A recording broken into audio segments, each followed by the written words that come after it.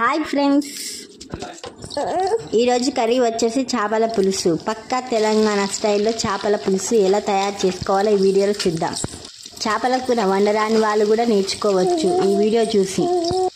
ఇలా వండుకుంటే సూపర్ ఉంటుంది చేపల కూర.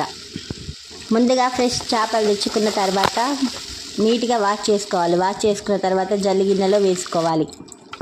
వేసుకున్న తర్వాత ఫుల్ వీడియో ట్యాగ్ చేస్తా. ఫుల్ వీడియోలో చూసి ప్రాసెసింగ్ ఎలా తయారు చేసుకోవాలో ఈ వీడియో మొత్తం ఫుల్ వీడియోలో ఉన్నది. ఫుల్ వీడియో అప్లోడ్ చేసిన తర్వాత ఈ వీడియోలో ఎలా చేస్తున్నానో చేపల కూర పులుసు అలా తయారు చేసుకొని తినండి. చేపల కూర చేయని వాళ్ళు కూడా నేర్చుకొని చేసి పెట్టచ్చు ఇంట్లో వాళ్ళకి. పిల్లలు కూడా యమ్మీగా తింటారు చేపల కర్రీ. అలానే ఇది సి విటమిన్స్ కండ్లకి ఎంతో మంచిది చేపల కూర. ప్రతి ఒక్కరు వండుకొని తినండి.